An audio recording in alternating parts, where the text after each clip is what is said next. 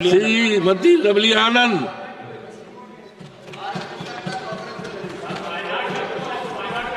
बहुत बहुत धन्यवाद अध्यक्ष महोदय, सभापति महोदय।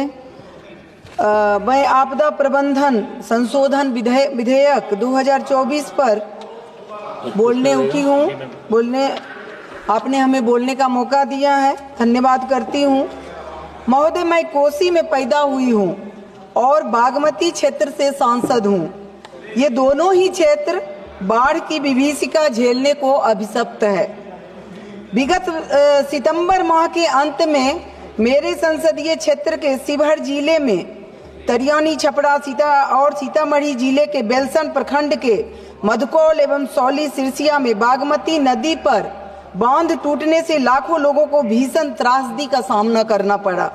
अरबों खरबों की फसल गई, मकाने, सड़कें, स्कूल, अस्पताल सभी बाढ़ की तबाही के भेंट चढ़ गए। ऐसा इसलिए हुआ कि 20 वर्षों से बांध की कोई मरम्मती नहीं हुई। उस समय में हुई थी, अटल जी के समय में भी हुई थी और उससे पहले इंदिरा जी के समय में हुई थी। तब से आज तक मरम्मती के नाम पर सिर्फ विभाग और संवेदकों की मिली भगत से लूट मार और खाना पूर्ति ही होती रही है।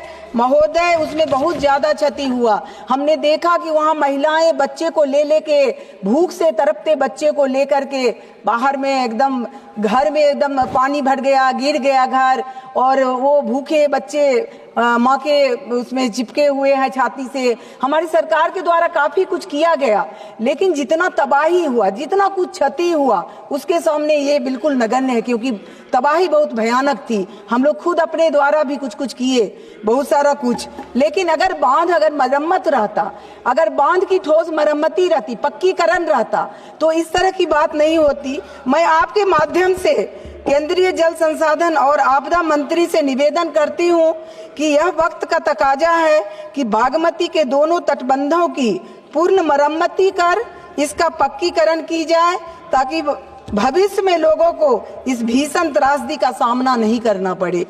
साथ ही मैं आपके माध्यम से यह भी निवेदन करती हूँ कि जिस प्रकार यूपी में 4 रेल दावा अधिकरण है, लेकिन बिहार जैसे सघन आबादी वाले राज्य में एकमात्र पटना में ही है। ऐसे में इस अधिकरण की दूसरी शाखा उत्तर बिहार के समस्तीपुर जिले में खुलवाना अत्यंत आवश्यक है, ताकि रेल दुर्घटना के शिकार उत्तर बिहार के लोगों को इस सुविधा का आसानी से लाभ मिल सके। यही कह करके मैं अपनी वाणी को विराम देती हूं और इस बिल का हम लोग जनता दल यूनाइटेड के तरफ से इस बिल का पुरजोर समर्थन करती हूं। आपने हमें बोलने का मौका दिया, बहुत बहुत धन्यवाद। जय हिंद।